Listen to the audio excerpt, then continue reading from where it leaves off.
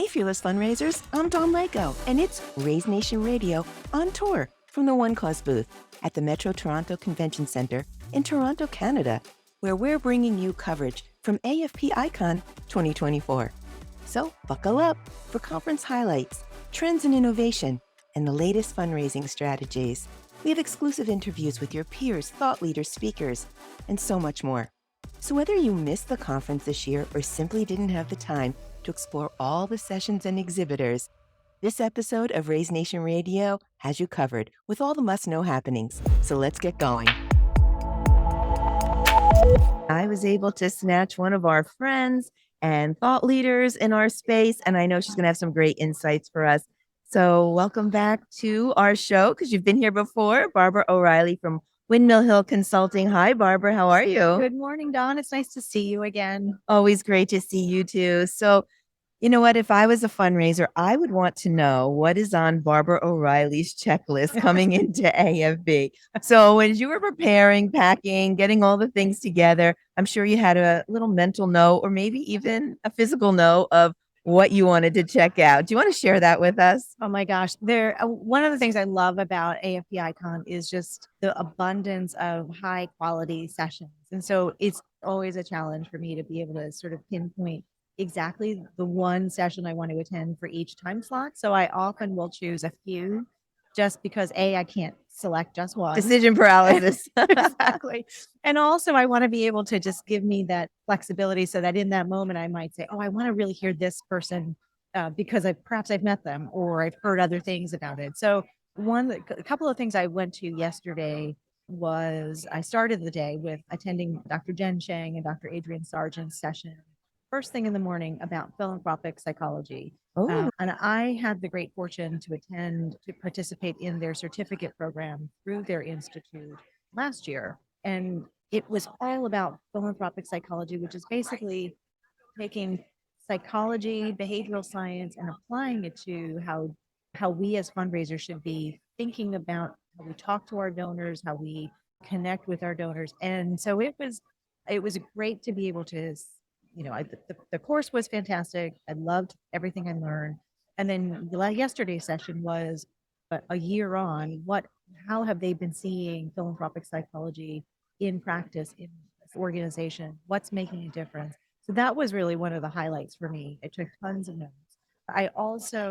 He attended Bernard Ross's session on neuroscience. Again, like you see the themes, I totally geek out on these. But again, looking at what do we know about how to into what drives donors when you're making an ask, when you're preparing for the ask. And it's, that's one of the biggest things I hear fundraisers all the time are thinking, I don't know how to do that ask. I don't know how to prepare effectively so that I'm successful. So Bernard really breaks it down, drawing from his book.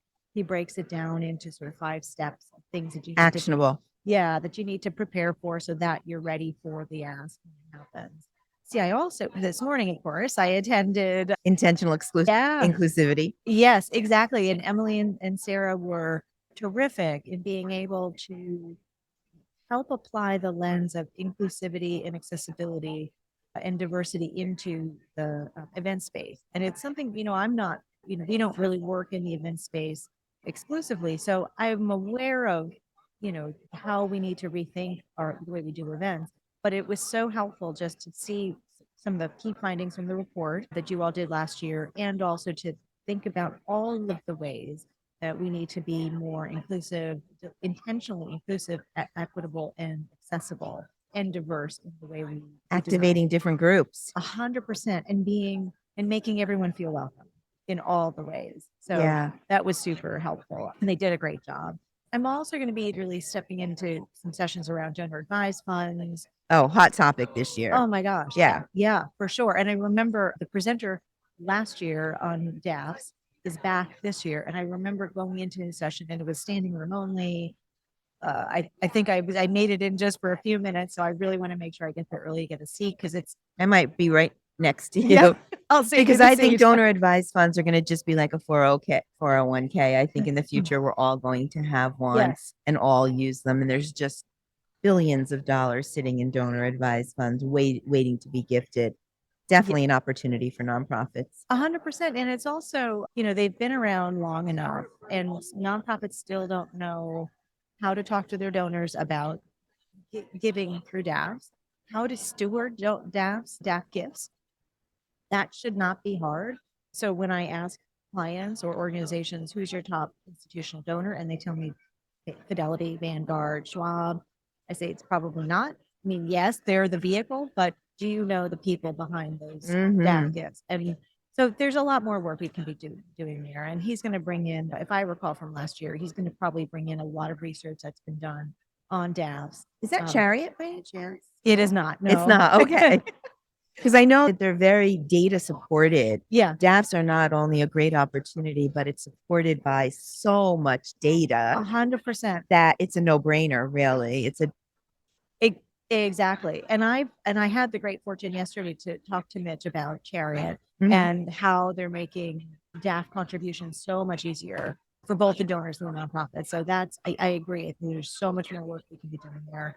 And I'm going to try to stop into some sessions around diversity and inclusion, both in how we think about boards and our gift acceptance policies, community-centric fundraising. There's going to be a session on that, I think, this afternoon or tomorrow. Rachel D'Souza is very passionate about that whole donor, a community-centric correct fundraising. She's such a bright light and has so many insights. Exactly. And so yeah.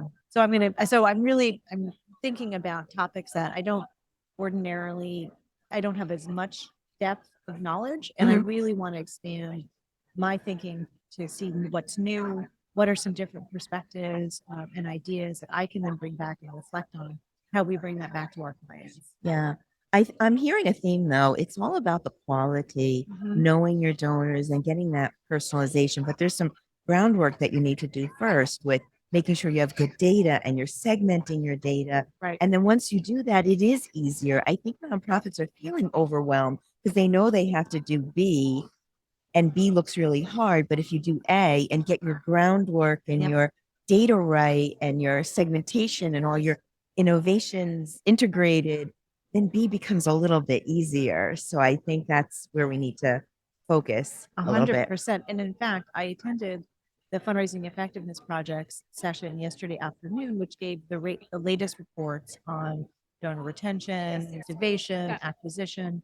And of course, the numbers are still not great. That the donor retention is down by about 2%, I think. So it's at 42%, not terrific. Many of the other metrics are also down.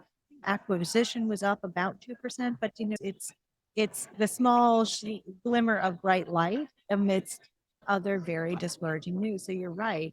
Getting a handle on what the data is, understanding where your opportunities are, and then really building out that intentional plan to connect with and keep those donors on a relationship with your organization and cause is essential.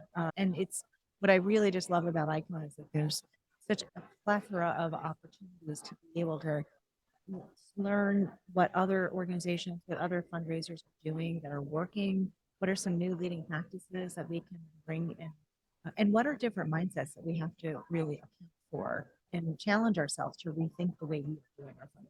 Yeah, I think the good news is that we know the path forward. That would be worse if we were just, oh my gosh, this is down, retention's down by 2%, and we just are throwing our hands up. We do know what we need to do. It's hard work, but we can do that.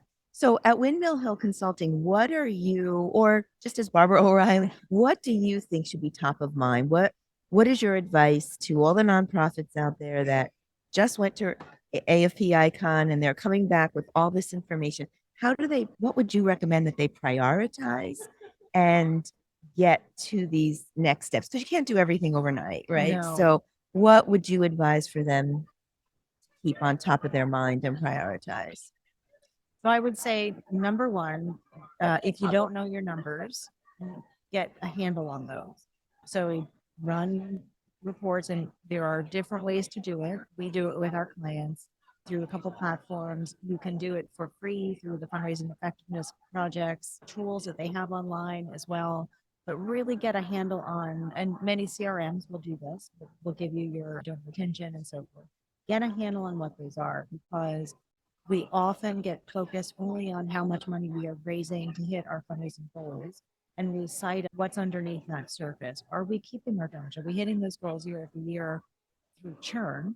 And we've got many people who are not ever coming back. Or are we only ever focused on grants to the exclusion of an individual or other Not funding base? diversifying. Correct. Exactly. So how do we mitigate our risks for changes in one revenue Data. stream? Exactly. So it's all the data. Get a handle on what's your true reality of funding sources, your metrics underneath the numbers, so that you can then have a clear way to think about the path forward so that you are building growth and sustainability over time.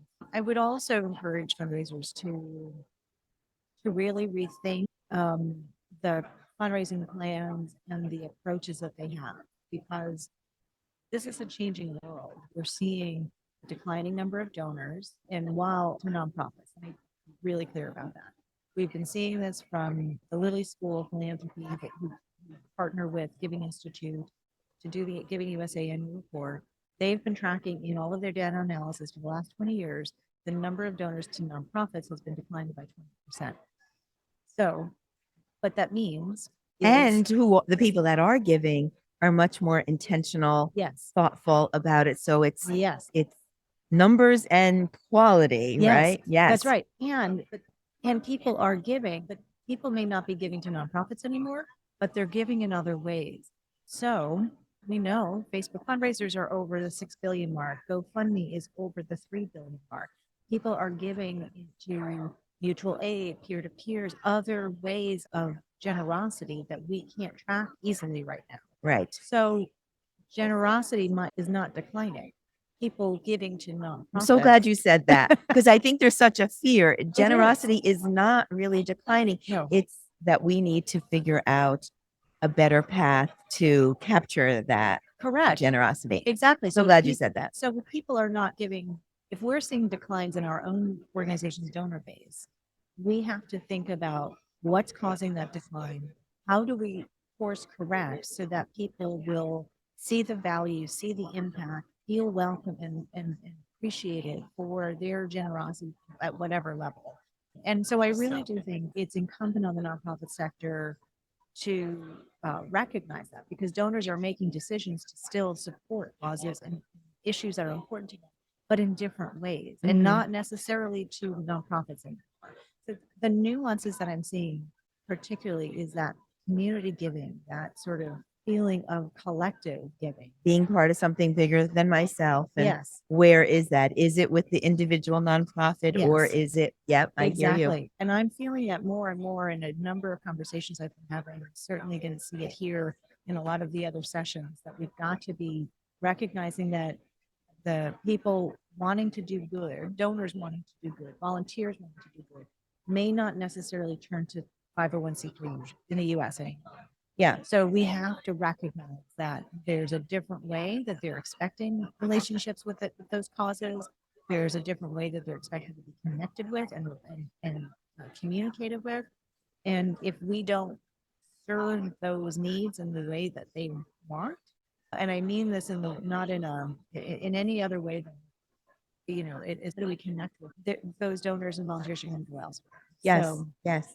And I love that. So on point. This is one of my favorite conversations because it is real. I mean, you speak the truth, and just the way we've done things can't be the way we continue to do things. Yeah. And just complaining about it is not going to get us anywhere. Right. There's a change. And again, the good news is we know what it is. Yeah. Build that community, build that sense of something bigger than myself, and activate groups, be inclusive, be all the things. Yeah. It's hard work, but It is, we can and get there. It is. And I think there's one of the other things around stewardship. So how we connect and how we engage with our donors also involves then how do we steward them? How do we thank them for their gifts? What happens when that gift, what happens before, during, and after that gift is made? And it is no longer a transaction. It never was a transaction, but often that's what the default was. Yeah. And so we are we've got to be thinking about what's that experience that we want our donors to have at all of those stages, so that if they and we see this with Amazon and Netflix and all, Just going right? to say that our donors Yeah. are having incredible experiences outside the nonprofit space Yes. with the brands that they interact with daily. Yes. And they've come to expect that now. Yes. They want that birthday thank you, that anniversary. They want communication. They want communication. And they're really getting those experiences. Yeah. So we have to follow suit. Exactly. And so, and we have at our fingertips now the tech tools, the knowledge, the communities, cross sharing of experiences and other leading practices that we can draw from to be able to create those experiences that will keep donors around and volunteers around. And I think nonprofits need to give themselves some grace. There's technology and innovation there. Yeah. Yes, you need to do your due diligence. Yes, there might be an investment, but just think about investing to make your job a little bit easier so that you can get to some of these practices and stewardship and give yourself grace. Go for the technology, go for the consulting, go for the things that you need so that you can do these really important things that I think is just going to make for a better nonprofit space, really. It's going to be higher quality. Agreed. And nonprofits don't have to do all the things. Right. Right. And we have somehow over the years, over the decades, developed this mindset that we've got to be working to the bone and doing overwork and burnout. I mean, and We just think it comes with the territory and it doesn't need to be that way. It doesn't. No, right? And we're so much burnout and there's so many changes in the staffing and the leadership within the sector, not in a good way. So we've got to rethink, how do we work as effectively as we can and in the areas where we can make the biggest difference. So that's why when we're working with organizations, we're really thinking about what are the things that are activities, fundraising touch points, strategies that are the best ROI. They don't have to do all of those other things, right? They don't have to go to a robust digital advertising strategy if that's not the right thing for them right now. But could be just creating a really strong stewardship package that or cadence that goes in a number of different ways, right? Automated series or really meaningful stories or face-to-face or phone calls or things like that. It could be as simple as that, which will have so much more impact. And not only that, I think you have that feeling of reverse course correcting. Yeah. That gives you momentum and confidence to then do the next thing. Yeah. And, it's nice to feel, that success. And what I love about you, Barbara, with Windmill Hill Consulting is that you're always out there. You're always putting yourself out there. And I think that's what makes your consulting agency just so powerful and meaningful to any nonprofit there, because you're staying ahead. And that's why I wanted to talk to you today. Where can we find you next? You're always speaking, podcasts, webinars. Where can we find you next? Because this little podcast is not going to give us enough of Barbara O'Reilly. So what do you have coming up? So I will next be at Planet Philanthropy in Florida in early June. Okay. And then I'm hoping to be at Raise in September. We haven't announced speakers yet, but you've always been part of the crew. I always attend. So we hope to see you there as well. Yes. Well, we'll have to have you back on our podcast, on our webinars, on all the things. We just loved how you stay ahead of the curve. And thank you to our audience that's listening. We have Barbara O'Reilly, Windmill Hill Consulting. You know how to get in touch with her, but we'll drop those links in the show notes as well. Barbara, it's always a pleasure. Enjoy the rest of your conference. Thank you for being with us today. Thanks, Dawn. Always a pleasure to chat with you too. Hello, Raise Nation Radio. We are back at AFP Icon in Toronto, Canada. And look who I have in the hot seat. Super excited and inspired to have Santana Febri with us. She is the AFP Young Professional of the Year. And we're going to chat and get inspired. So, hi, Santana. Welcome to the show. What an honor to be named Young Professional of the Year. What does that mean to you? It's actually interesting. I have known about it for probably a couple of months, and I don't know if I've even really terms with it. Very exciting, very honored, very humbled. It's just so incredible. You see people all the time that are receiving awards are being acknowledged for the work that they do. You just think, wow, like that is people are so impressive. But oftentimes I think that you're feeling like, that's never going to be me. And so I can't say that I ever really thought that I would be here, that this was ever going to be me. But it means so much to be recognized, for my efforts and for what I have done with our organization. But it is absolutely not an award that I share alone. It is something that I share deeply with my team, with my family, with my friends, everybody who has backed me and supported me in my journey to get here. So yeah, very, very excited, very happy. I think that's why you were chosen, because you just brought me to, I'm very touched. I'm very moved. I think part of how inspiring and humble you are, and it's the character of, this recognition. And, you could be the poster child for that. It's really just a beautiful thing. So I want to take a couple of different directions. First, tell me about your organization that you represent, the mission that you serve, the population and impact that you're involved with, and where do you come from in the nonprofit space? Absolutely. Oh, and you'll have to, if I go on for too long, please feel No, free go on as long as you want. We want to hear from you. pause me. I love our organization so much. So I work for an organization called Autism Edmonton. We are based out of Edmonton, Alberta, Canada, and we support autistic and neurodivergent folks. And that is, anybody who has received an official diagnosis, has not received an official diagnosis, is, queuing that diagnosis, exploring that. Maybe, they're on different wait lists, whatever that might look like, as well as, across the lifespan. So it does not matter, our services do not end at 18, they do end at 6, they are throughout the lifespan. That is something that has really been close to me as a neurodivergent individual myself, who is clearly over the age of 18. And it's really important to our community because unfortunately the way that, different organizations or our government perceive neurodivergence, it's as if after 18, you're fine.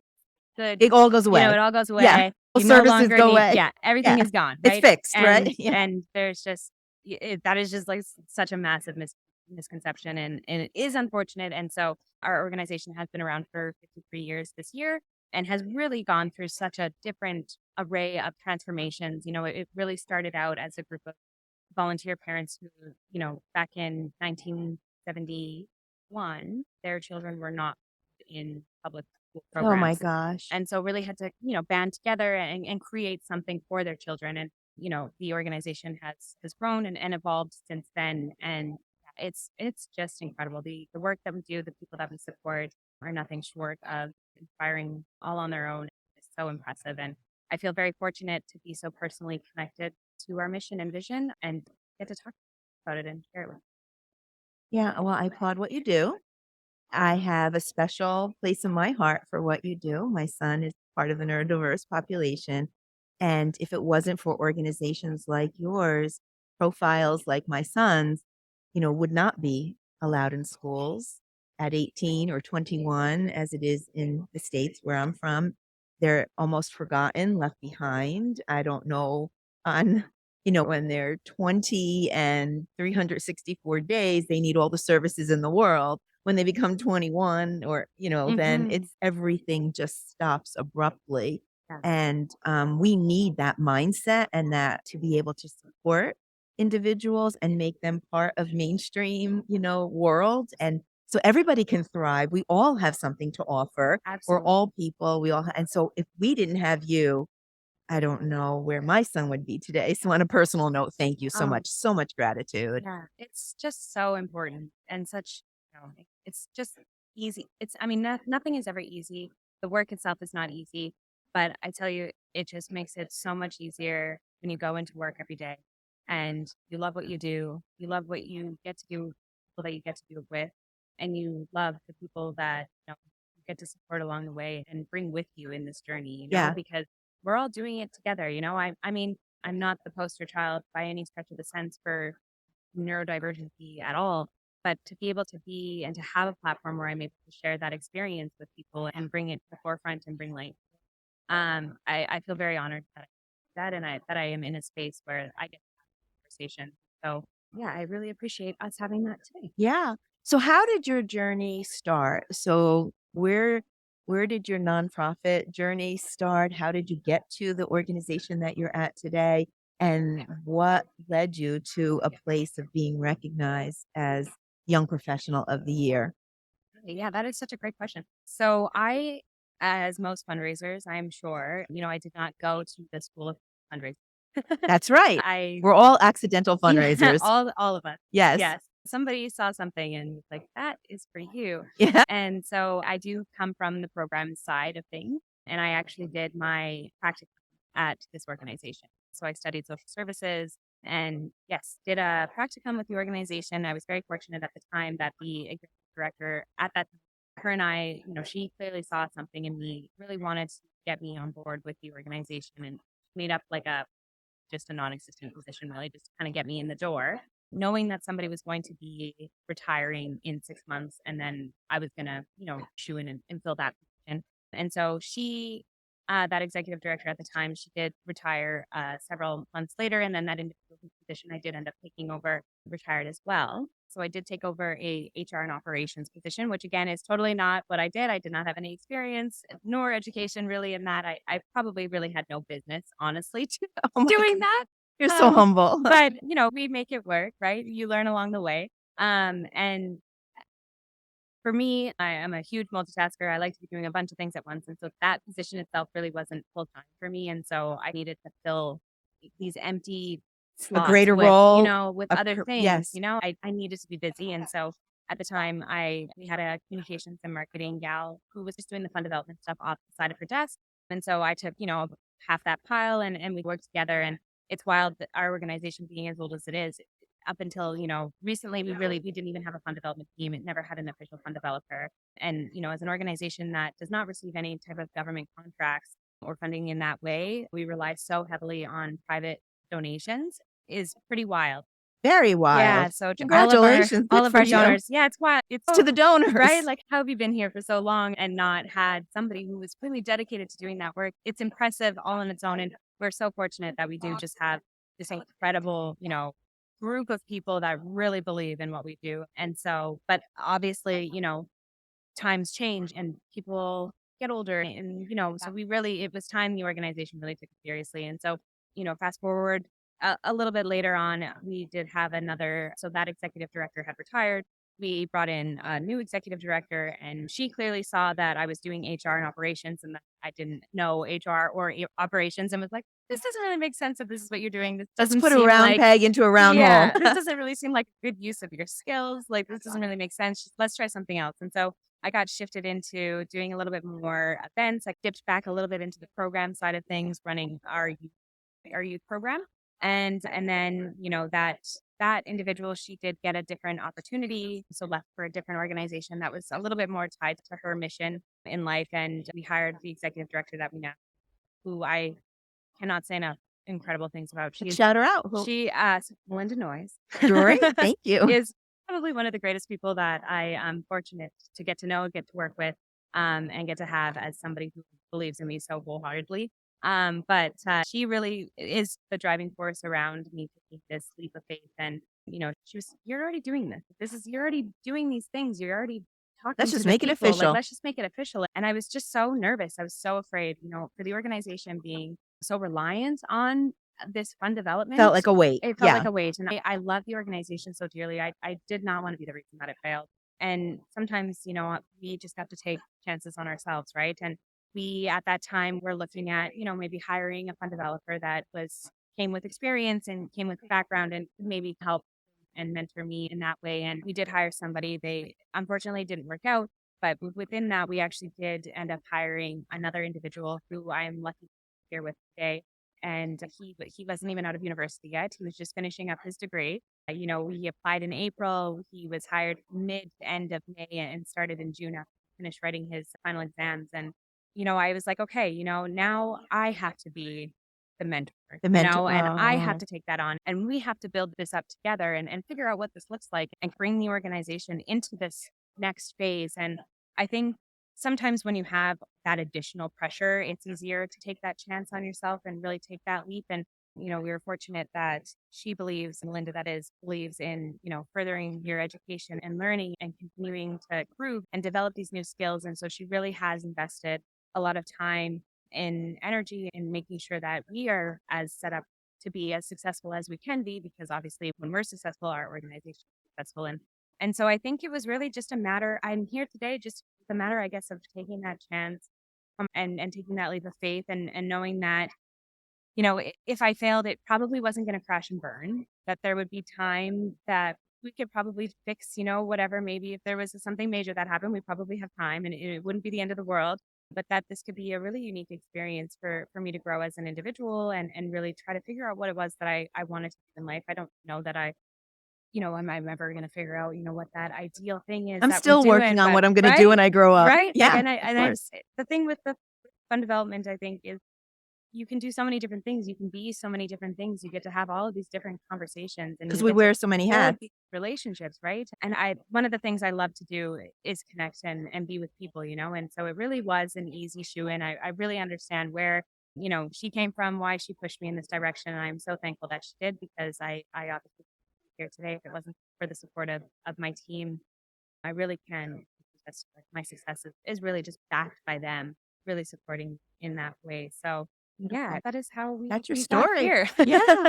So here at One Cause, we like to call fundraisers fearless fundraisers. Mhm. And I feel like the title of this podcast could be not just AFP's tagline, impactful together, because we are connected Totally. together to build better tomorrows. But I feel like the subtitle could be what you just said, take a chance on yourself, or what we like to say, be fearless. Mhm. Sometimes you just have to set that fear aside, go for it, because you're right. What is the worst that could happen, especially when you have a culture like it sounds like you do, Mhm. and you're all surrounded together and marching to the same vision, mission? You'll lift each other up, or we'll all lift each other up together. It's a beautiful story. I really loved hearing it. But I want to ask you to speak to the young professionals out there. You're in the middle or starting your reign. I guess you're at the beginning of your reign now.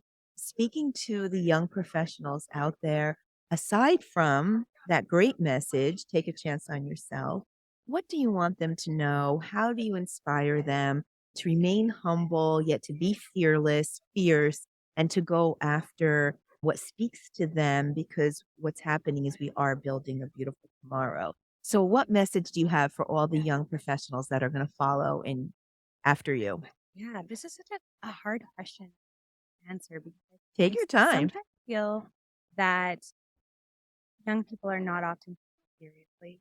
And I feel like I'm at a stage in my life where I'm aware that I am still, young, obviously having received award as being in the young category. But I see these people who are younger than myself that are coming into the workforce, that are, just starting on their journeys and starting out their careers. And you see so much language around, and this was something that I experienced a lot very early on in my career, was a lot of comments, that are, oh, you're so young, or, and I know that for Like the an most part, offhanded yeah, compliment. like Like a it is, compliment, but but it's not. I don't really feel like actually that means that you're respecting, me as a person working here alongside you, trying to be collaborative. And so my advice is, I just think it can be really difficult depending on where you are, depending on what that team looks like, depending on who you're working with, or where you're trying to go and what you're trying to build out for yourself. But it's really just to stand that firm ground. Believe in what you yourself. know. Yeah. And just trusting that you do know, what you know your stuff. And, if you don't, that's okay. Be willing to admit that, be willing to learn, be willing to take on different opportunities that can really, promote that self growth, and, give yourself better awareness to what all is out there for you. I think it's so hard, especially in this economy, especially in this, where we're at just in the world, that it's really hard to find sometimes these positions that are going to be so personally fulfilling, as well as ensure that, we can pay off our student loans, that we can buy houses, that, we can do these things, that we can live fulfilling lives where, you don't feel like you're just working for the man, and that is unfortunately probably a strike issue that I myself am not capable of fixing. Yeah. And it's really hard to navigate that. But I think it's really about prioritizing, what are your values? I think for myself, I always knew what my values were, but I think it's something that I prioritized later in my career. And not that I necessarily regret that, but I just being in a place now where my values align so well with what we're doing, I align so well with the other people that I'm working with. It just makes going to work every day just such a Not joy, work. right? And like that saying where it's love, you'll never work a day in your life. Unfortunately, at the end of the day, it's still work. If I could be like laying on a beach all the time, like doing all these fun things, of course, yeah, I would probably choose that over working, right? Yes. But to get to go someplace that I spend That brings you joy. so much time, it brings me joy, and knowing that I'm making a difference. And there's so many ways that we can make a difference in this world. And so I think for young people that are just entering that workforce that are just starting out, it's what are you wanting to connect with? What impact are you wanting to make? And going from there and leading that charge and believing in yourself. And seems like such a cliche thing. I feel like people are saying it all the time. But you're You doing say it, but you're living it, and but you're such a role model for it. So you it's just good gotta to do it. hear. Just Yeah. do it. Yeah, for sure. All right, let's turn our attention to the conference a little bit. Hopefully, you've had some time to visit other exhibitors and attend sessions. So, for you, what has been the standout innovation or strategy or fundraising new thing that you're going to bring back to your team? Like, what stood out for you that you want to explore with your organization? Yeah, this is the second time that I've ever attended an AFP conference, and there's just such a wealth of knowledge. You go to these sessions and you learn so much, but you also get to meet so many different people, so many different diverse backgrounds, and you get to learn so much as well. And so for me, I've taken a couple of sessions on AI, and so just trying to That's navigate. the hot topic for Yes, sure. it sure is. Just, I'm still trying to figure out how that sits with me and where that fits and trying to just, further my education and awareness around that. I But think it's gray. I don't it think with is, AI that yeah, it has to be black or white. I it's very think it's gray. the levels of gray with AI and what Yeah. works for your organization. Yeah. And so really just, kind of fulfill what I think can be the best next place for our organization to go. But I was so lucky to attend a session yesterday that was presented by Holly and I don't We'll know her look it last up. name, but it was so good. And she was just such a good presenter. And I really enjoyed her listening to her speak. She was so fantastic. But she had done a presentation on your donor newsletter and bringing that back. And so, we have tons of different ways and strategies that we are engaging and thanking our donors and what that stewardship looks like. But the way that she presented it was it was really inspiring and it was so incredible. And I find often the best thing that I get out of coming to something like this is you're getting all of this information thrown at you, which can be a lot, and you're trying to digest that. But it just opens up new creative ways for me to think about how am I going to bring this back to my team or, refreshing that perspective. I think oftentimes we get so stuck in our world, like we're living and breathing the organization that we're trying to support and trying to fund. And it's really hard sometimes to see outside of that experience.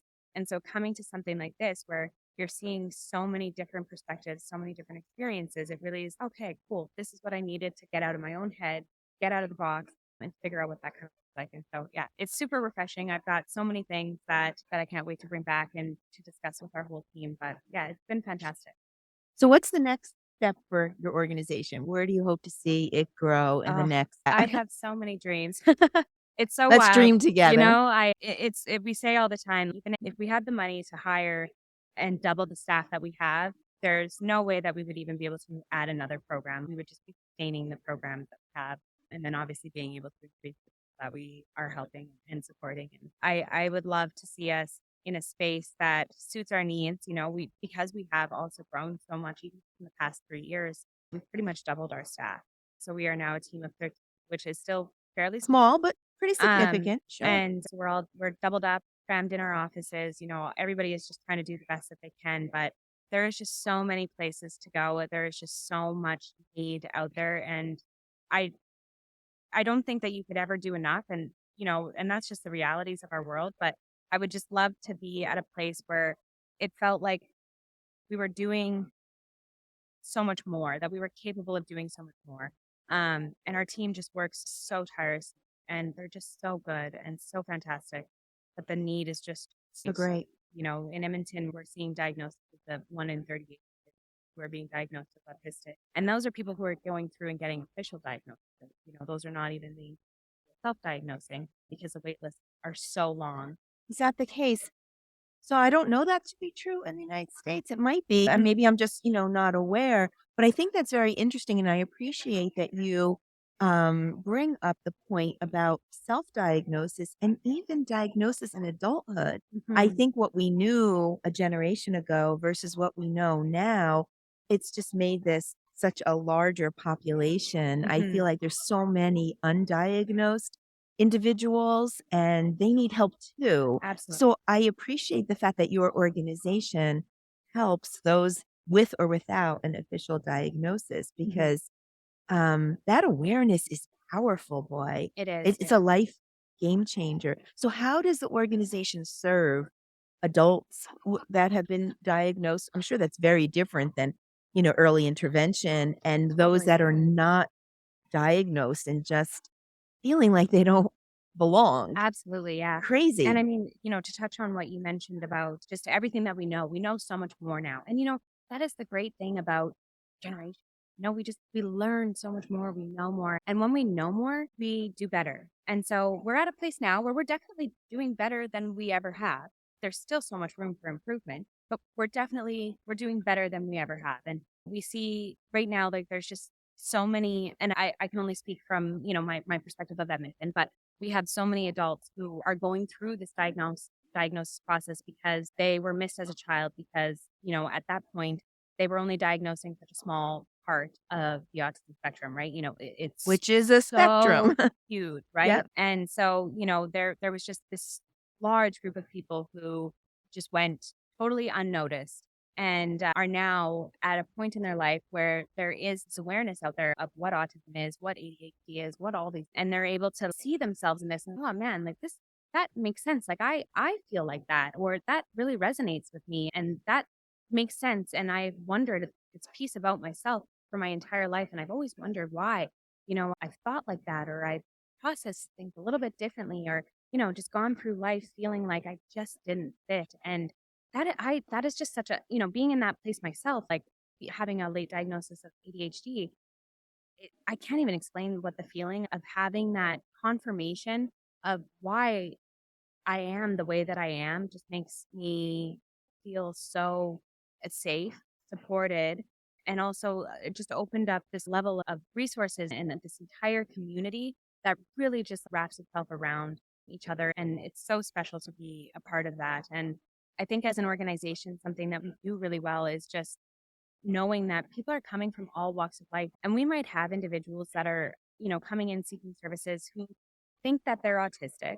Maybe they are fortunate, they're going through the process, they end up getting a diagnosis, and maybe they don't get diagnosed with autism.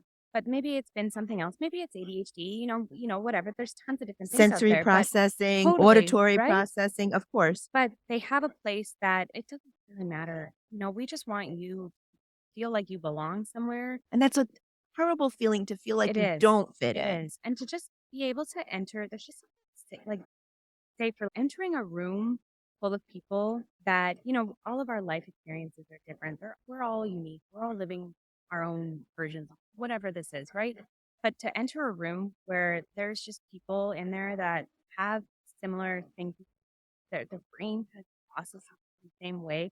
People to see ourselves in people is so incredible. It's so important. And I have to share, after being up on stage, after receiving the award, this is also new, and so this is a little awkward for me, especially. I'm a very like awkward person. But so to be up I would there disagree to with that, but okay. well, thank you. I feel very incredibly awkward. But to have that experience and to be able to shine a light on this, I actually had a young woman reach out to me on LinkedIn expressing that, she is also neurodivergent, and to see somebody that she can see herself in is so incredible. And, and she's having some struggles in her career and not really knowing, how to navigate that. And I'm very lucky to say that we'll be meeting up later today to have a little bit of a conversation. But it's so interesting because I feel like I've lived so much of my life where I'm trying to find these role models for people to look up to. And I've never But considered now you're the myself role one. model. Yeah. Yes, good for you. And so it's a weird place to be, but I just, this was such a long-winded way to answer your question, and I have to apologize. I don't even know Please, if I no, did, I'm but enjoying every I moment of it. I think it's just, yeah, to we have people that will often say, oh, well, like, aren't you worried about people pretending that they feel like they're autistic or ADHD?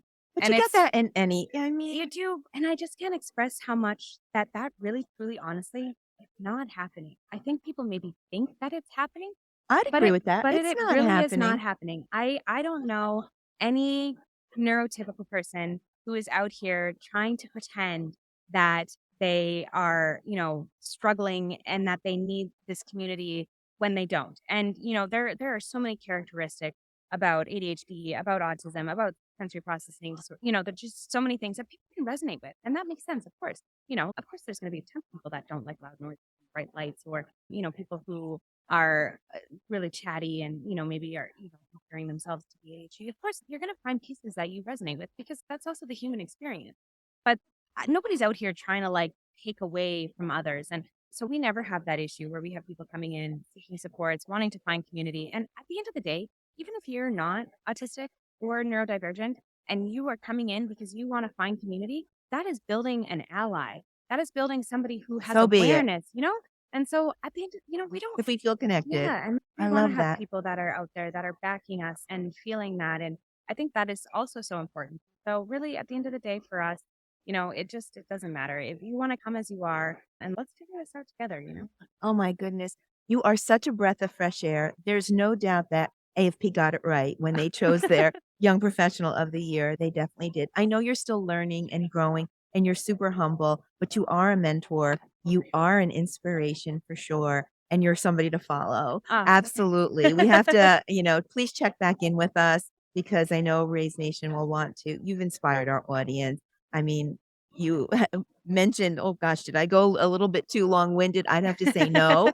I enjoyed every minute of it. And I know our audience did too, because I think you probably struck a chord in some people and they too feel safe and inspired. So Ah. I bet your LinkedIn's going to probably blow up. We'll see. And I hope this felt comfortable and safe Absolutely. and really just enjoy your reign. I'm sure everybody's pulling at you in one direction or the other, but also enjoy the rest of the conference. And thank you. Oh, So thank much you. gratitude for what you've done and the inspiration that you are. And appreciate you being in the hot seat and Absolutely. taking some time with our Raise Nation audience. Oh no, I appreciate it. It's not just my story to share. So I love I that. love being able to talk about it and share it with people. Well, I know we're going to appreciate see a lot more of you. Thank you for joining us Thank today. you. And we're back to Raise Nation Radio on tour at AFP Icon in Toronto. And I have been dying to talk to this guy. We have Max Pamphil in the hot seat from Altrada. And we're going to talk about what Altrada does, what's new, what's exciting, and all the things that fundraisers should be talking about. Max, welcome to Raise Nation Radio. Hi, Dawn. Thanks for having us. So introduce yourself to the audience. We want to know the Max. I hear Yes. that some of your speaking sessions are standing room only. What do you do at Altrada? Give us all the tea. Yeah. So Max Pamphil, I come from Wealth Engine, if anyone's familiar with that. I've been with the company for about 8 years now. Wow. I head up our strategic partnerships, and that's everything from think of the mom and pop consulting firms working with nonprofits all the way to the larger CRMs, right, and data cloud providers. I can tell you a little bit about Altrada as well, Please. just because it's new, right? Yeah. Altrada is a new brand. It's about 2 years old, but it's a combination of multiple solutions. So we have the Wealth Engine solution. Again, this is US only, but it helps organizations really identify the wealthy folks in their system, right? Which bucket should everyone belong to? Who are the underperformers, right, in our system? Very high level data, right? Wealth Engine ratings and scores. We also have Wealth X. So Wealth X is a global data set focused on the ultra high net worth across the world, right? And think of it as 1,000 pages of Google condensed into a profile. We have over 300 researchers that are building out these profiles. We call them dossiers. I call them donor briefs in the fundraising space, right? Okay. Then this is going to tell you everything. That's Wealth X. Wealth X. Okay. Yes. So biography, career history, professional network, right?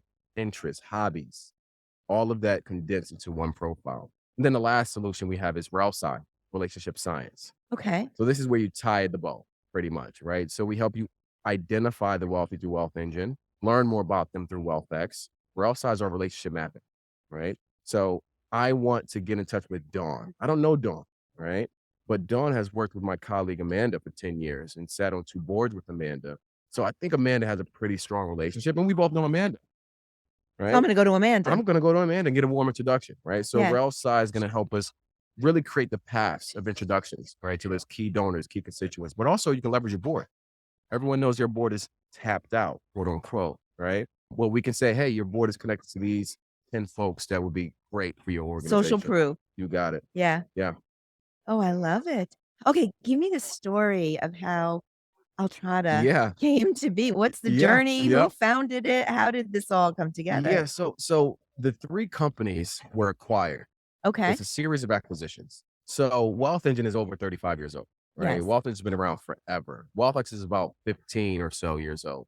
Morel is about 12 years old, right? Okay. WealthX was the first acquisition in the wealth space. That was 2019 by Okay. a company called Euromoney. It was based out of London. They also bought Wealth Engine in 2020. Morel signed 2021. And the vision there was to put the pieces together for the fundraising space, right? It's not just identifying the individuals. The next step there is understanding who they are and what it takes to get in front of these folks, right? So WealthX made sense.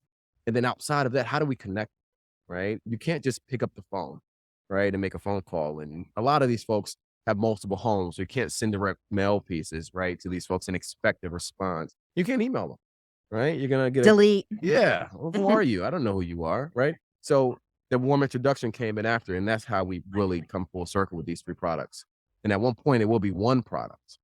Okay. Yeah. So I'm giving Efficiency. you a little sneak peek. Oh, behind the wow. You scene. heard it here on Yeah. Raise Nation Radio. Well, that's awesome because we do need to work more efficiently in the nonprofit space. So, what are you excited for nonprofits to experience at AFP and then take back and to start implementing just from your vantage point? Because I feel like we're hearing some trends here. It's all on how we connect and communicate to our donors. Yeah. And we've done that a certain way Mhm. for a long time. That just might not be working anymore. Yep. And we need all the tools, all the data to help us get there. So I know that's what I'm excited Mhm. for, but I think you're going to put a better spin on it. try. So yeah, please. I'll try. The way I look at it is we're all consumers, right? We're all donors. Oh, there we're all you go. people, right? It's 2024, Dawn, and I have an expectation as a consumer.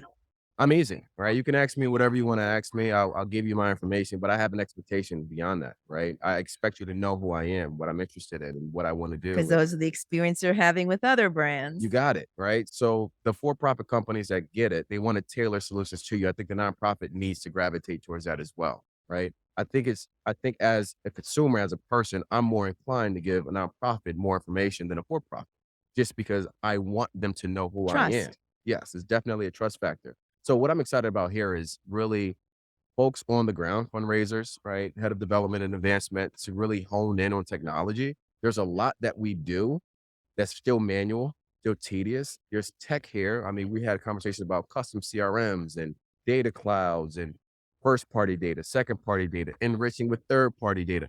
We need to automate that. We need to ask the right questions, right? If you get into the office every day, you already know what you're going to do, what reports you're going to run, who you need to reach out to, what you're looking for.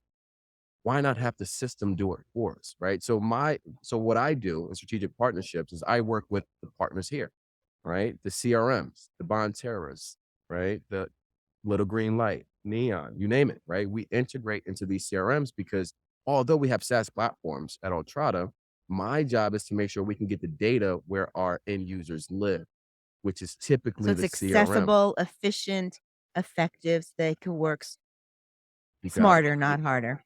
Smarter and harder is how I like it. Oh, explain that to me. So we always grow up, work smarter, not harder. Right.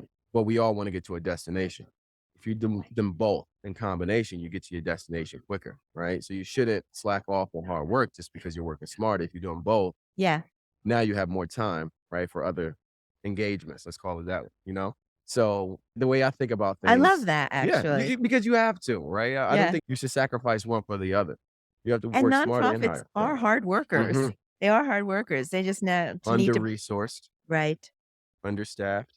Doesn't matter how many folks you got, you never have enough. Yeah. So what are you excited about for nonprofits when they leave AFP, get back to their desk, you leave AFP, you're Yeah. back at your desk. What are we prioritizing? What are we excited about? Where are the opportunities? Yeah, I want nonprofits to really, it's three things. Three. Right? It's Gotcha. three things. One. collection of data. We have to do a good job of collecting data and having But that not live, just any data. not just any data, Right. The right data. the right data. You can't do anything with bad data in and bad data out, Yeah. right? So you collect the right data, the right information from these individuals. That's first party data. Second party data, you learn about these folks, you make that accessible to the organization, right? As you're Okay. updating your system. That's the first thing. The second thing is enhancing, right? What are some things I can look into, some trends, some analytics to focus on the right people, right? So that may be enriching with third party data vendors, which I believe everyone should do it. And the main thing is because you only know what you know through first party, second party. If Max gave me $25, that's it. But if I was able to enrich Max's record, say, oh, Max is a millionaire, maybe he shouldn't get that automated email. Maybe he should get a phone call. That changes things. You can't do that with just first party, second party data without a conversation, right? So the first thing is collecting. Second is enriching and running analytics and trends to understand what you have in your system. Then the third thing is the most important thing, automation. What are you doing today that can be streamlined through technology? And we need to have those questions with our superiors, technology, operations, database managers. That way we can have more time to actually fundraise. Right. So those are three things that I'm More excited about. meaningful work. Yeah. Don't try to do the work that technology would do and skip stewarding your donors. You do more meaningful work. Got it. All right. Well, I know you have a booth to run, and that booth, I've been watching it with the pink shirts. It's been Thank hopping. you. Yeah. So I do want to let you go, but I have to ask one more question. Can Okay. you hang with us? One Yeah. more question.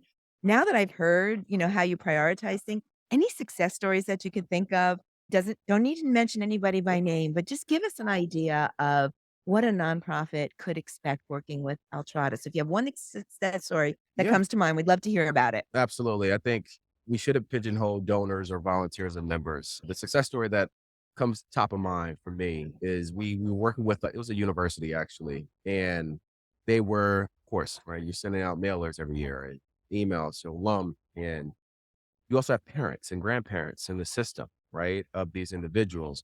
Using Wealth Engine, they did a wealth screening on their entire system. I think it was 500,000 records or something like that. It's Okay. crazy. And they identified a $100 donor, recurring donor, $100 a year, Mm-hmm. like 10 years, right? $100 a year, 10 years. Okay. It was an alum's grandfather. And after knowing that this person was a multimillionaire in the wealth screening, they reached out to him. The first engagement in over 10 years. Oh boy. So millionaires do test gifts all the time. He wrote them a check for $5 million. No. Yeah. This is a university And by the looks of it, $100 Minneapolis. a year, once a year, that doesn't look like. Doesn't raise any alarms. No. I appreciate the $100. Here's an email. Yeah. Thank you. Yeah. But again, let's peel the layer What was back. that? 5 million? $5 million to the university. Because he reached out Yeah. Grandfather. with wealth screening. Okay. I've been waiting for this call. For 10 years, he was waiting for this call. Can't make it up. No. Yeah. Oh my God, I'm glad I asked you that. Thanks for sticking around. Yes. Well, we are so excited to see what Altrada is going to do. You're going to be all over the place. Your sessions are packed. So to the audience, if you missed, try to get it on demand or catch Max in his next session. It's just something, I don't know, when he speaks, people are listening. Thanks a So lot. thanks for joining us on Raise Nation Radio. Anytime. And we're back. It is Raise Nation Radio on tour at AFP Icon in Toronto, Canada. And I just had to grab Lisa Davenport over into the hot seat to talk to us because her booth looks so much fun. When you're walking down the aisles, you just want to stop and you're like, what is that? I can do it. We are talking about repelling for fundraising, repelling for good with Over the Edge. Lisa, welcome to Raise Nation Radio. Thank you so much, Dawn. It's honestly been such a blast to be here. And you're right. It's funny because people will walk by our booth and stop. Yes, they do. They stop and they're intrigued. They're like, what is this? What are you doing? Why does it look so much fun? That's what it looks like. Fun. Right. Okay, so tell us what it is then. Okay, the suspense is over. So we are Over the Edge and we offer a very different type of fundraising event. So what we do is not your typical golf tournament, gala, walkathon. Those are all great events. And if they're doing well for you, we never want you to stop doing what's working.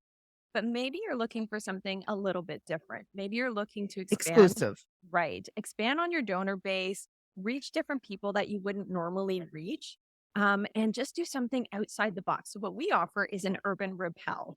Uh, well, you need to get me on one. You Yeah, need to you get me do. repelling. You Have absolutely you do. repelled? Yes, I You have. have. Okay. All I right. have repelled. I'm In slow fact, to the party. my very first day was a rappel, actually, believe it or not. They had me come on out to Your first day at Over the my Edge. very first day at Over the Edge. It's like, was hi, welcome. Here's your computer. Go repel. absolutely. Oh my Yes, gosh. absolutely. And you know what? What better way to experience it for myself and be able to share that with nonprofit partners that, just have a really hard time making that connection to, okay, you repel, but what does that mean? How does that feel? And what does it mean for our participants, our community, and our nonprofit as a whole, and how we reach our community? So it's kind of nice to have that experience myself firsthand so that I can share that with them. Yeah. So I would think something like a repelling event, which is so out of the box, may do great things for donor acquisition. Is that, am I off base there or is No, that not right? at all. Okay. Tell me about that. Absolutely. So you're definitely going to reach people that are connected to your nonprofit because, they want to support you because they're connected to your mission. They understand it. They totally get it. They've been a part of who you are and what you do in the community. That's great. But what you're also going to do is expand your donor base. So that donor acquisition is really key. And because you're going to hit different people that are in the community that may have never heard of you before or understand what your mission is, they just want to do this because this is Yeah. a really cool thing to do. It Like, is. it's super The pictures cool. are amazing. If you're at AFP, you want to go by Yeah, and they're see those gonna pictures. exactly, and they're gonna want to come down. They're gonna want to repel. And the bonus for the nonprofit is they're not only getting the fundraising from that donor, but they're getting a whole new set of information that they can then use for future campaigns. So they've attracted new donors to their mission that they may not have gotten to their golf tournament or gala, or maybe they don't even do events themselves at all. Maybe this is something very new for the nonprofit. If they're just usually relying on grants or individual donors or corporate donors, then this is a way to expand on that and introduce new members of the community to something a little different. Yeah. I love that one picture on some of your displays. It's a mature gentleman. Yes. He's a, you know, bigger boned Yes. gentleman. Oh, yes. There are right? no restrictions. There's no restrictions there. And he is literally hanging off of whatever it is that Yes. that keeps you. And And I'm he is like Oh, having yeah. the time of Having his the time of his life. life, And for he's sure. a fundraiser, right? Absolutely. And I'm glad that you brought that up because that's something that we're super proud of is that our events are so inclusive. There's very little restriction. Okay. So there's no age restriction at all. I think the youngest we've had is 9. And Okay. the oldest, believe it or not, is 103. No, you had a 103-year-old fundraiser repelling. Yes, we did. You George did. was amazing. He Yeah. had Well, so the much picture that fun. I saw, I mean, the gentleman Yeah. is Yeah. you You need no athleticism. You Okay. need no experience whatsoever. We're going to train you. And quite honestly, this event really is for your entire community. We don't Okay. want to only attract thrill seekers because if you're only attracting thrill seekers, then you're, making your audience much smaller. You're only attracting a small amount of people. We want this for the everyday member of your community. So Got it. we don't want there to be barriers. The only restriction we do have is weight because safely we need to be able to ensure that they can rappel properly. So you do need to be 100 pounds in order to rappel. And no more than 300 because we do use full body harnesses with weight limits. But Okay. other than that, those are the only 2 restrictions. Really? The other thing I would mention is because inclusivity is so important to us, we are able to accommodate special needs as well. Oh, So, really? yeah. So that's So I have something. a son with special needs. Yes. I want to hear a little bit more about that. How do you include that neurodiverse special needs Absolutely. population? So our technicians are so incredibly kind and calm and they take the time needed. And as long as we have a heads up. So if you have anybody with special needs, whether it be a physical disability, if they're in a wheelchair, we have repelled wheelchairs before. We have repelled Wait, those in what? wheelchairs. Yes. We have. We have also repelled those who are visually impaired, Okay. high functioning autism, neurodiverse, any Making me physical cry. yeah, I know. That's something that's so important to us. We never want to miss the mark on that. We want everybody to feel like they I can had do no this. idea. Well, there you go. Yeah. You learned Now something today. it can be all inclusive. Yes. right? You really deliver the on-site support that you need. Yes. And how far do you go into fundraising, consulting, and helping them get set up? Because the repellers are the fundraisers Yes. and they're getting it out on social. So it's a social fundraising platform, or what we like to call peer-to-peer. Is that right? Absolutely. Okay. It is peer to peer. So your biggest friend is going to be word of mouth or social media. Okay. And so anybody that wants to take part in this in your community, they need to raise a certain threshold amount, right? They have a goal that they need to hit. Okay. Once they hit that, they unlock the opportunity to repel. Okay. So in terms of resources that we offer you, because your nonprofit is responsible for you attracting your participants, of course, Mhm. right? You're responsible for attracting your participants, your sponsors, your rope volunteers, all of those things. We're not saying is easy for anybody. Yeah. So we do offer support and resources for that. So we do come along for the journey with you from the time that you sign up all the way down to your event day. We have so much that we can offer in terms of um, resources, workbooks, fundraising kits. And the other thing that's so important for us is we do foster a collaborative atmosphere there. So one of the things is most of the nonprofits we work with, I would say probably 99.9% of the nonprofits we work with really want to share. So we connect each nonprofit with each other, because the more that you can learn from other people going through the exact same thing, I mean, how better, you can't do this on your own, especially in year one. So having the ability to talk to somebody that's going through the same challenges, like maybe you're having a difficult time with participant outreach, maybe you're hitting a roadblock. How did somebody else overcome that? How did they turn it on its head and build from there? So you can learn from other nonprofits. We do provide webinars and connections to other nonprofits to learn from. We've got a collaborative series that we offer. And of course, we do have those guidebooks and resources. So you're not alone. It's yeah, It is a very very well collaborative. Yeah. thought out of. Well, we want to put them on the path to success, Yeah. right? We want to And I make think sure. it's important to, if I understand this correctly, I think it's important to point out that you don't offer it to everyone. You have a limited number. I mean, you do a lot of events in a year, We do. but you have a limited number of, Yes. do I call it licenses in Yes. each area? So it's not like every nonprofit in your area is going to be popping up with an over the edge event. It has some exclusivity to Yes, it. that is correct. So we actually go by metropolitan statistical area. Okay. So in each MSA, we only offer the over the edge license to a certain number of nonprofits. In Okay. some areas, it may be completely exclusive because we only offer one license. Okay. Exactly. Wow. In some MSAs, there may be 2 or more licenses. In really large MSAs like LA, for example, we have 6 licenses. Okay. And when that is the case, we do ensure that we try to provide some bandwidth between, like make sure that there's some space in between either the calendar year or geography to ensure that they're still successful. Mhm. Because we want to make sure that we're not oversaturating. Yeah. If everybody was doing this, I it love wouldn't be that. as unique as it was. Yeah, Yeah. I love that. Yeah. And so do you recommend that a nonprofit runs this annually, or is it a one and done? Like, I just want to do something different, one and done, and then let me go back to my regular scheduled programming, or is this like an annual event? This is definitely something we would love to see you doing annually for sure. Really? Yes. Wow. We have partners that have been with us for 15 years. 15. Oh, so it's Yes. part of their, yeah. Yes, we do. We actually have one coming up in May that this is their 15th event. And you know what? Year one is always going to be your learning year. Yeah, of That's course. where you're going to learn. Every year you're going to learn something new, but you will build it and it will become bigger and better every single year. Wow. Well, I know you have to get back to your booth because there's so many nonprofits that want to talk to you. But a couple more questions if you Sure. don't mind. Absolutely. So, I have seen some of the over edge events. I have the pleasure of monitoring like our social media on a rotating basis, and I see the One Cause peer-to-peer software Yes. coupled with the over the edge. So, Yes. a nonprofit should be thinking about that, how they're going to execute, what software they're going to use, what fundraising platform. Absolutely. It seems like you give a lot of tools like logos and how-tos, and Yes. because they're populated seamlessly into the One Cause peer-to-peer solution.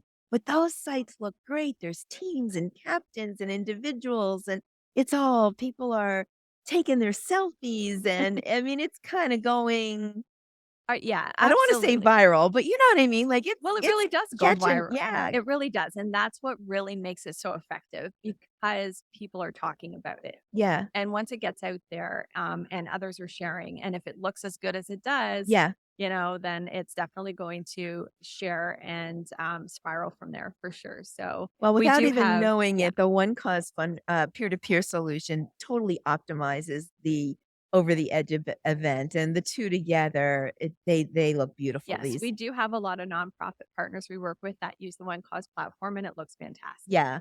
It So does. that's great. All right, so a success story because now we've got the buzz going. Everybody's excited. They're listening to this podcast. Now they want to do an over the edge event. And I remember once calling you a few years ago because our audience knows my daughter has a nonprofit.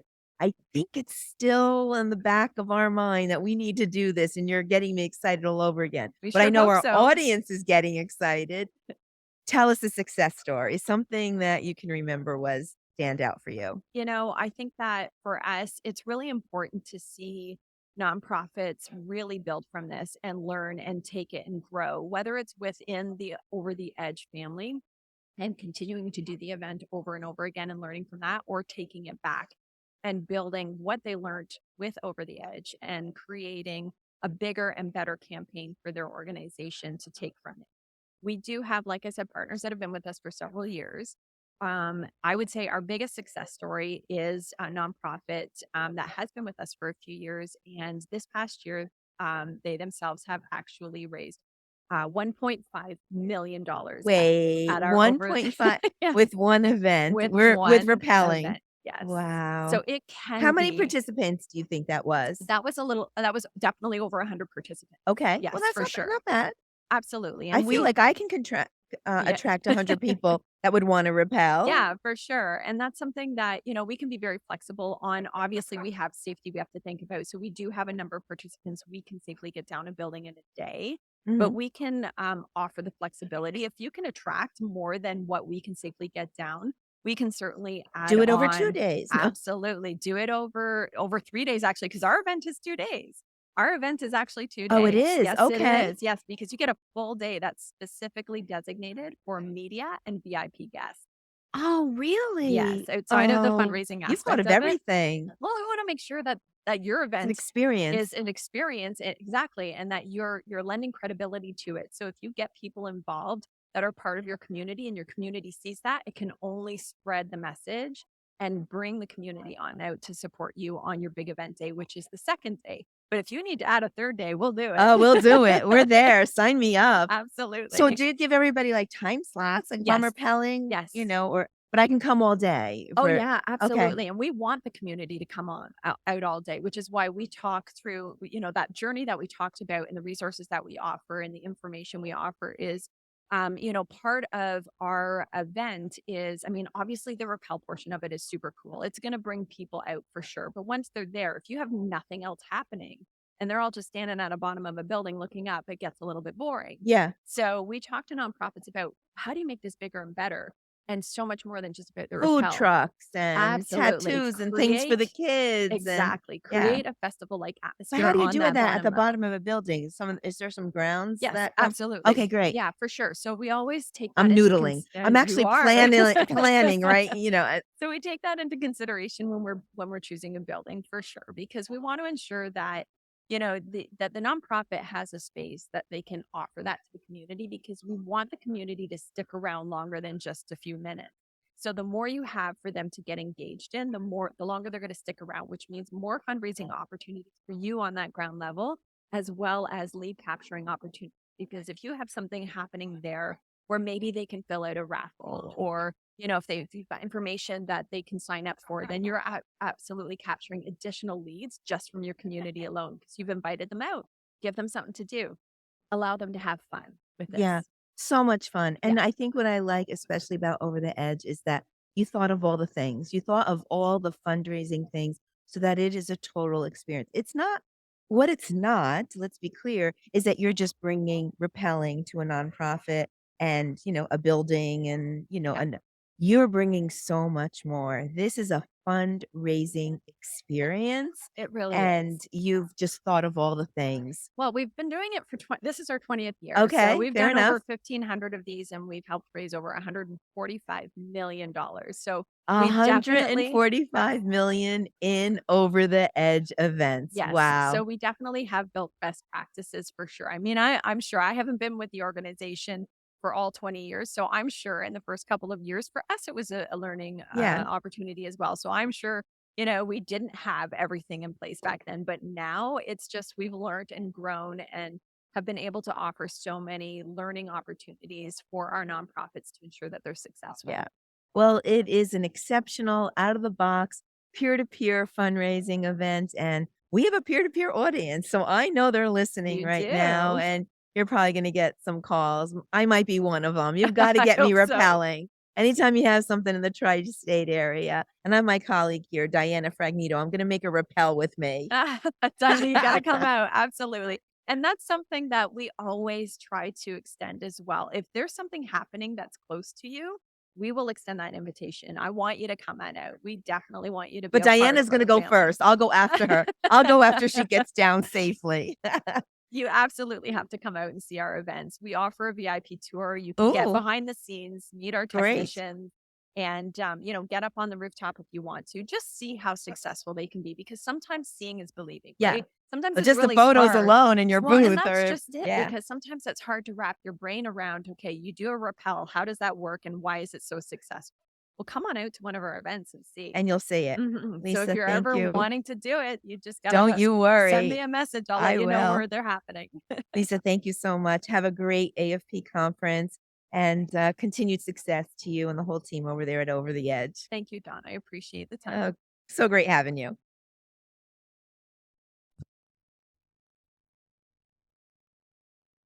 Fearless fundraisers, that's about all we have time for today. Thank you for listening. We hope you enjoyed this very special episode of Raise Nation Radio, bringing you coverage from the AFP Icon Conference in Toronto, Canada.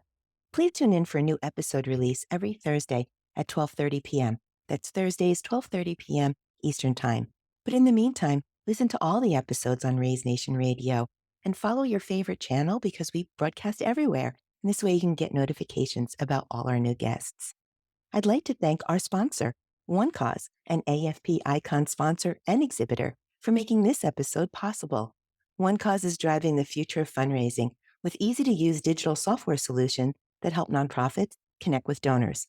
Check it out at onecause.com and visit the resource tab on the homepage for a broad catalog of free content that hopefully you'll find very helpful. I'd like to thank all of my guests that took the time from their very busy AFP Icon conference schedule to join us at the One Cause booth to talk about these hot-button topics, fundraising trends, innovation, and so much more. I truly enjoyed the conversations. We hope you did too. But I'd like to leave you with one last dose of inspiration. It's one of my favorite quotes from Erin Hansen, and it goes like this. You can ask yourself, what if I fall? Oh, but darling, what if you fly? So fly high, fearless fundraisers. Thank you again so much. That is a wrap. Until next time, I'm Dawn Lego. This is Raise Nation Radio. You stay fearless out there. Fearless fundraisers, that's about all we have time for today. Thank you for listening. We hope you enjoyed this very special episode of Raise Nation Radio, bringing you coverage from the AFP Icon Conference in Toronto, Canada. I'd like to thank our sponsor, One Cause, an AFP Icon sponsor and exhibitor, for making this episode possible. One Cause is driving the future of fundraising with easy-to-use digital software solutions that help nonprofits connect with donors. Check it out at onecause.com and visit the resource tab on the homepage for a broad catalog of free content that hopefully you'll find very helpful. I'd like to thank all of my guests that took the time from their very busy AFP Icon conference schedule to join us at the One Cause booth to talk about these hot-button topics, fundraising trends, innovation, and so much more. I truly enjoyed the conversations. We hope you did too. But I'd like to leave you with one last dose of inspiration. It's one of my favorite quotes from Erin Hansen, and it goes like this. You can ask yourself, what if I fall? Oh, but darling, what if you fly? So fly high, fearless fundraisers. Thank you again so much. That is a wrap. Until next time, I'm Dawn Lego. This is Raise Nation Radio. You stay fearless out there.